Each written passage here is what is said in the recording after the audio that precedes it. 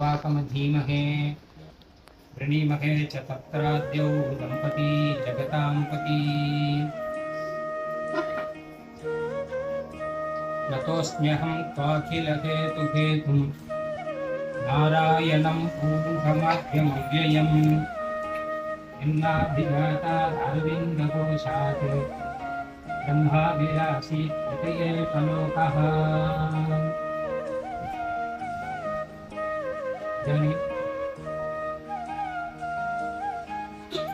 महत् सौभाग्यस्नानं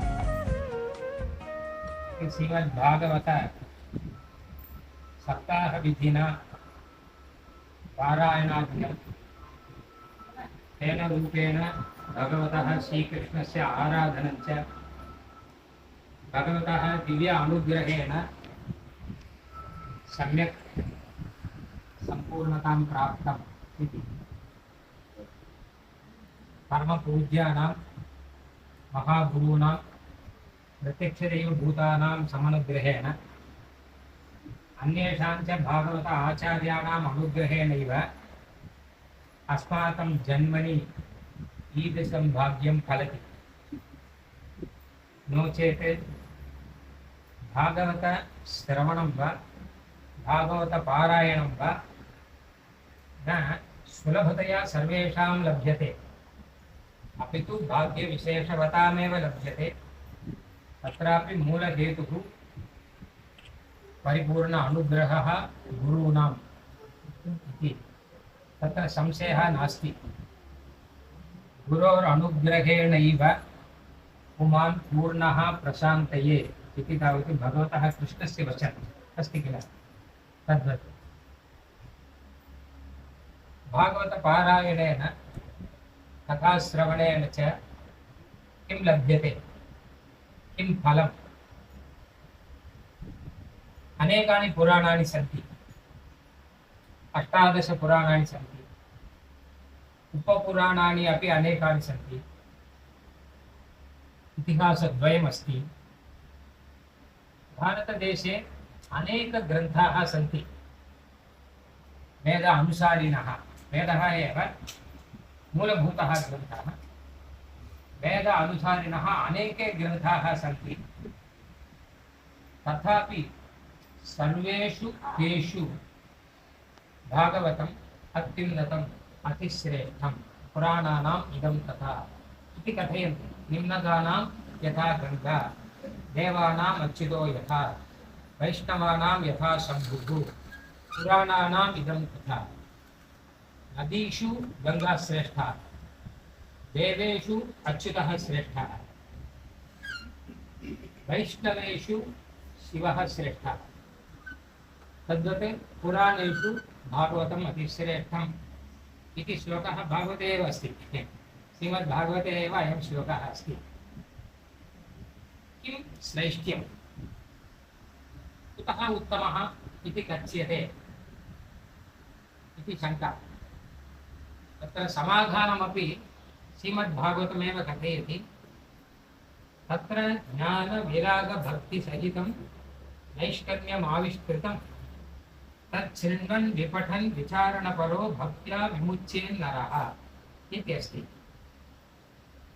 श्रीमद्भागवतपुराणे ज्ञान भक्ति वैराग्ययुक्तं नैष्कर्म्यमस्ति इति।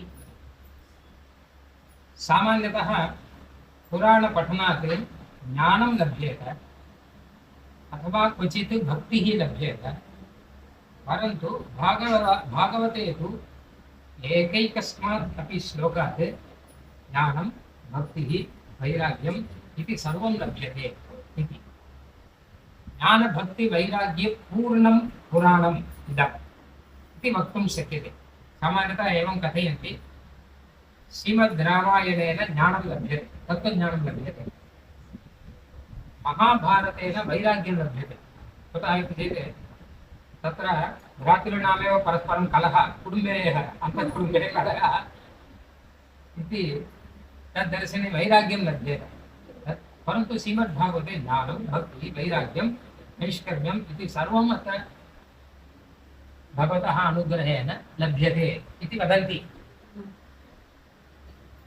अनुभवपूर्वं वदन्ति, न केवलम् उक्तिः। यथा उदाहरणम् एकं वदामि। श्रीमद्भागवते प्रसिद्ध ऐतिहासिकी कथा गजेन्द्रमोक्षकथा।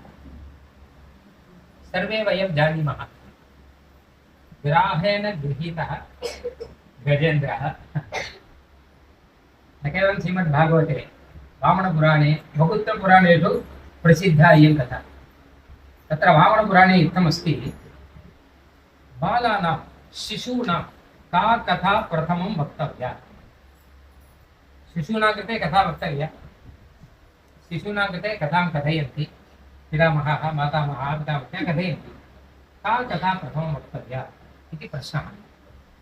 तत्र उच्यते प्रह्लादकथा प्रथमं वक्तव्या इति। अतः सः अपि शिशुप्रायः बालकः इति।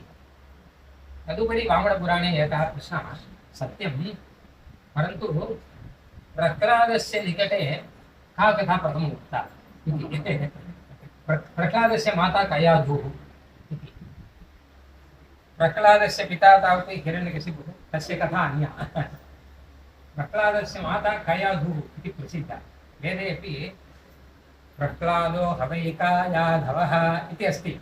प्रह्लादः कायाधवः इत्येव प्रसिद्धः। कयाधुसुतः, कयाधुसुतवायसद्भरतपुङ्गवत् द्रौपदी विभीषणभुजङ्गम व्रजगणां वरीषादयः भवत्पदसमाश्रिताः भयविमुक्तिमापुर्यथ लभेम हि तथा वयम् इत्यादि श्लोकमस्ति। कयाधुसुतः इति प्रह्लादस्य नाम। मात्रा प्रसिद्धिः पुत्रस्य। प्रह्लादुः न हिरण्यकशिपोः पुत्रः, अपि तु कयाधोः पुत्रः इत्युक्ते कयाधोः गुणाः एव प्रह्लादे सन्ति, तत् हिरण्यकशिपोः गुणाः इत्यर्थः। प्रह्लादस्य निकटे मात्रा कयाध्वा का कथा वर्ता इति चेत् तत्र गजेन्द्रमोक्षकथा एव उक्ता इति वामनपुराणे सूचितमस्ति। तत्र ग्राहेण गृहीतः गजेन्द्रः आदिकारणभूतं श्रीमन्नारायणम् आह्वयामास। आदिमूलम् इति अखिलहेतुः कारणभूतः, निष्कारणाय समस्तकारणाय इत्यादिकमस्ति किल श्रीमद्भागवते एव।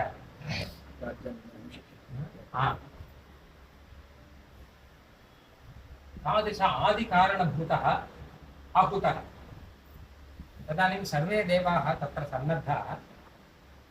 कः तत्र अहं नाहं नाहम् इति ते कथयन्ति। अहं न आदिकारणभूतः, अहं न आदिकारणभूतः, आदिमूलकारणभूतः अहं न इति सर्वे देवाः कथयन्ति। किन्तु साक्षात् भगवान् श्रीमन्नारायणः गरुडारूढः तत्र आविरासीत्। गजेन्द्रस्य दुःखं निवारयामास।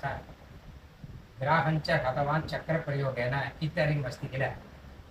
तत्र इदं परमतत्त्वं जगतः प्रपञ्चस्य आदिकारणभूतः परमात्मा श्रीमन्नारायणः भगवान् इति। इदं तत्त्वं बालानां मनसि इदानीं सम्यक् उद्यते। अनेकश्रुतिपठनेन, अनेकवेदवाक्यविचारणेन, अनेकपुराणवाक्यविचारणेन यः अर्थः निर्णेतव्यः सः अनया कथया सुलभया रीत्या बालानां मनसि इदानीं प्रक्षिप्तः इति ज्ञानम्। आदिमूलभूतः नारायणः। वेदविचारः, इतिहासपुराणविचारः पश्चात् भवतु। इदानीं बालाः इदानीम् अवगच्छन्ति आदिकारणभूतः। तत्र ज्ञान एवं ज्ञानं, ज्ञानविरागभक्ति एवं भक्तिः अपि अस्ति। पश्चात् आलोचने नारायणः झटिति तत्र आगतवान्। यथा अनेके महर्षयः तपांसि चरन्ति, तेषामपि अप्रत्यक्षभूतः नारायणः गजेन्द्रस्य आह्वाने झटिति तत्र आगतः। किमर्थम् आगतः इति चेत् भक्त्या। गजेन्द्रस्य तादृशी भक्तिराज्ञमपि। अयं गजेन्द्रः गजसमूहस्य राजा भवति। यदा ग्राहेण गृहीतः अयं, तदा इतरे गजाः सर्वे केवलं त्यक्त्वा गतवन्तः, परित्यज्य गतवन्तः इतरे गजाः। कृष्णप्रेमीस्वामिनः अनुभवम् एवं वदन्ति, सर्वे तत्र मिलित्वा अस्माकम् अपरः नेता, अपरः नायकः आवश्यकः इति कृत्वा अपरं नायकमपि तत्र ते सम्पादितवन्तः। अतः वैराग्यम् इदानीं गजानाम् उपरि विश्वासः गजस्यापि नास्ति, आत्मनेपि विश्वासः नास्ति।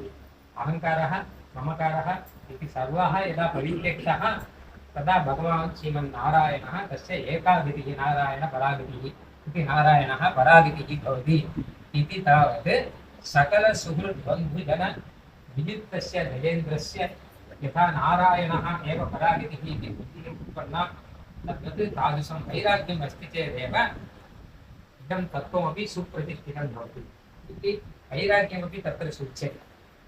एवं भागवते श्रीमद्भागवते एकैकस्यामपि कथायां ज्ञान भक्ति वैराग्यं ज्ञानभक्ति वैराग्यानि पूष्यन्ते। आद्यं तावत् एतानि उत्पाद्यन्ते, अनन्तरं पुनः पुनः श्रवणेन एतानि पोष्यन्ते। यथा सेल् फोन् चार्ज् कुर्मः तद्वत् चार्ज् गतं चेत् पुनः एकवारं भागवतपारायणं पुनः भागवतकथाश्रवणेन पुनः पुनः तत्र ज्ञानविरागभक्तिसहितं नैष्कर्म्यम् अपरञ्च नैष्कर्म्यम् आविष्कृतम्। नैष्कर्म्यं नाम फलाभिसन्धियुक्ते कर्मणि वैराग्यम्। न कर्मणाम् अनारम्भात् इति भगवद्गीतायाम् अस्ति किल, न कर्मणाम् अनारम्भात् नैष्कर्म्यं पुरुषोऽश्नुते न च सन्न्यसनादेव। नैष्कर्म्यं नाम किमपि कर्म अकृत्वा तूष्णीं भवः इति नास्ति। न कर्मणाम् अनारम्भात् नैष्कर्म्यं, किन्तु कर्मणि क्रियमाणे अपि इदं भगवतः कर्म, भगवानेव स्वस्मै स्वप्रीत्यै स्वयमेव कारयति इति अनुसन्धानम्। एवञ्च तादृश नैष्कर्म्यं कर्म कुर्वाणः अपि एवम् अनुसन्धत्तात् इति। नैष्कर्म्यं केवलं नैष्कर्म्यं न फलप्रदं, नैष्कर्म्यमपि अच्युतभाववर्जितं न शोभते ज्ञानमयं निर्धनम् इति श्रीमद्भागवते उच्यते किल। अच्युतभाववर्जितं नैष्कर्म्यं तावत् तादृशवैराग्येन फलं किमपि नास्ति, शुष्कवैराग्यं भवति। यत् वैराग्यं भोगयुक्तं वैराग्यम् एकमस्ति, कृष्णभक्तियुक्तं वैराग्यम् एकमस्ति। तादृशं वैराग्यं भागवतेन इदानीं संवर्ध्यते इति कथयन्ति। एतादृशं श्रीमद्भागवतं तत्र ज्ञानविरागभक्तिसहितं नैष्कर्म्यम् आविष्कृतं। तत् शृण्वन् विपठन् विचारणपरः भक्त्या विमुच्ये नरः। तादृशं भागवतं शृण्वन् विपठन् पुनः पुनः विशेषेण पठन् विचारणपरः पुनः तत्र विचारणमपि कर्तव्यम् इति अत्र उच्यते। अथातो ब्रह्मजिज्ञासा इति अस्ति किल, तद्वत् अथातो भागवतजिज्ञासा इत्यारभ्य भागवतविचारः अपि कर्तव्यः। विचारविषयाः सन्ति इति सूचयितुमेव जन्माद्यस्य यतः इति आरभ्यते। यदा वेदान्तशास्त्रे जन्माद्यस्य यतः इति प्रथमं सूत्रम्, अत्रापि जन्माद्यस्य यतः इति प्रथमं वाक्यमस्ति। जन्माद्यस्य यतो मया चरितश्चास्ते स्वराट् इत्युक्ते रीत्या भागवतविचारः अपि आवश्यकः। विचारः नाम न वाक्कलहः, मनसि विचारः। श्रवणं मननम् इतिवत् मनसि विचारः।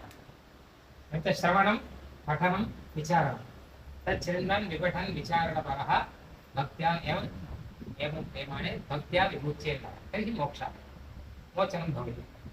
मोचनं केन कारणेन भवति? श्रवणेन वा पठनेन वा विचारणेन वा। एतत् त्रयेनास्ति भक्त्या विमुच्येत नरः। श्रवणं पठनं विचारणम् इति त्रयमपि यदि भक्तियुक्तं भवति तर्हि तत्र भक्तिः इत्येकः अंशः प्रधानभूतः अंशः अवतिष्ठते इति कृत्वा भक्तिकारणात् पुरुषः मोक्षं प्राप्नोति इति। एवञ्च भक्तिविशिष्टतया श्रवणमन्नं भागवतमाहात्म्ये अपि तत्र उच्यते किल। भक्त्या श्रुतवान् कश्चन सद्यः मोक्षं गतवान्, भागवतप्रवचनं यः कृतवान् तस्य मोक्षः न प्राप्तः, भागवतश्रवणं यः कृतवान् तस्य मोक्षः प्राप्तः इत्यस्ति किल। तद्वत् भक्त्या विमुच्ये नरः इति गच्छते। एवञ्च सर्वेषु पुराणेषु सत्सु श्रीमद्भागवतम् अत्युन्नतम् अतिश्रेष्ठम् इति कृत्वा सर्वेषु सम्प्रदायेषु शिष्यभागवतपारायणार्थं तत्र अनुष्ठीयते। अद्वैतसम्प्रदाये, द्वैतसम्प्रदाये, विशिष्टाद्वैतसम्प्रदाये, औत्तरीयाणां सम्प्रदाये सर्वत्र च भागवतस्य यादृशं माहात्म्यमस्ति तादृशम् इतरपुराणानां नास्त्येव। यादृशं प्रचारः प्रसारः च अस्ति। इतरपुराणानां नामानि अपि अस्माभिः सम्यक्तया वक्तुं न शक्यन्ते। तादृशं शैत्यं महर्षिभिरपि दत्तं, सम्प्रदायेपि आगतम्। एतादृशस्य पुराणस्य प्रवचनेन नूनं भगवान् तृप्तस्सन् सर्वेषां सकलसम्पत्समृद्धिप्रदः भवति। विशिष्य ज्ञानभक्तिवैराग्यप्रदः भवति। विशिष्य च क्षेत्रमाहात्म्यम्। अस्मिन् क्षेत्रे ततोऽस्म्यहमिति श्लोकः उक्तः किल, अपूर्वस्य श्लोकः, अपूर्वस्तुतो श्लोकः। ततोऽस्म्यहं त्वाखिलहेतुहेतुं नारायणं पूरुषमाद्यमौल्यम् यन्नाभिजातात् अरविन्दकोशात् ब्रह्माविरासीत् यत एष लोकः। यन्नाभिजातात् अरविन्दकोशात् ब्रह्मा आविरासीत् इति पद्मनाभस्तुतिः तत्र क्रियते।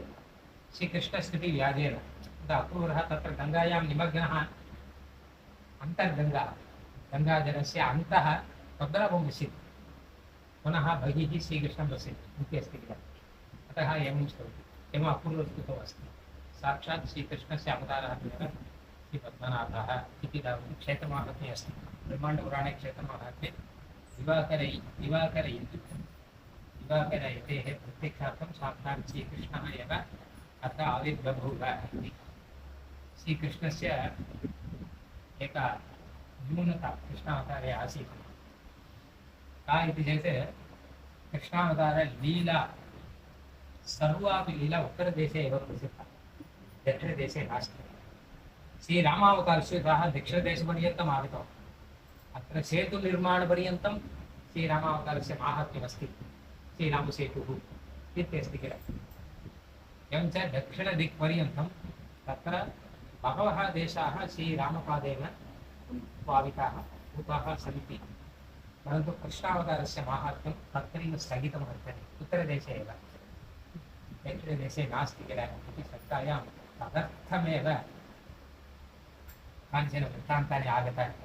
यथा गुरुवायूरुक्षेत्रे आविर्भावः, गुरुणा वायुना सह यथा वा उडुपिक्षेत्रे भगवतः सन्निधानम् इत्यस्ति किल। तद्वत् अस्मिन् क्षेत्रे अपि दिवाकरयतेः तत्र प्रत्यक्षार्थं भगवान् श्रीकृष्णः द्वारकातः एतावद्देशपर्यन्तम् अनन्तकाले इति प्रसिद्ध एतावद्देशपर्यन्तम् आगतवान्। दिवाकरयते इति आगतवान्। तत्र श्रीकृष्णः अपूर्वस्य यथा प्रदर्शनं दत्तवान्, तद्वत् दिवाकरयतेः श्रीपद्मनाभरूपेण दत्त्वा इति अत्र पुराणकथा अस्ति, क्षेत्रमाहात्म्यकथा अस्ति। एवञ्च उडुपि गुरुवायूर् तुल्यं क्षेत्रम् एतदपि भवति इति कृत्वा भवतः सर्वे कृष्णसेवानिरताः, सर्वे कृष्णभक्ताः इति अस्माकं सर्वेषाम् अनुग्रहार्थं श्रीपद्मनाभः एतादृशं संकल्पितवान् इति मन्ये। पुनः सर्वेभ्यः भागवतेभ्यः मम नैमिकान् प्रणामान् समर्प्य विरमामि। गुरुभ्यस्तद्गुरुभ्यश्च नमो वाकमधीमहे प्रणीमहे च तत्राद्यो दम्पती जगताम्पती। सर्वत्र गोविन्दनाम संकीर्तनं गोविन्द गोविन्द।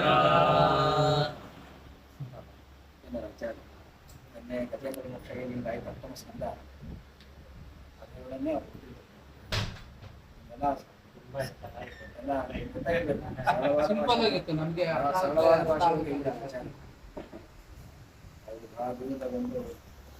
ಬಹಳ ಭಾಗವತ ನಿಷ್ಣಾತರು ಆಚಾರ್ಯ ತೀರ್ಥಾಚಾರ್ಯರು. ಅವರಿಗೆ ಬಹಳ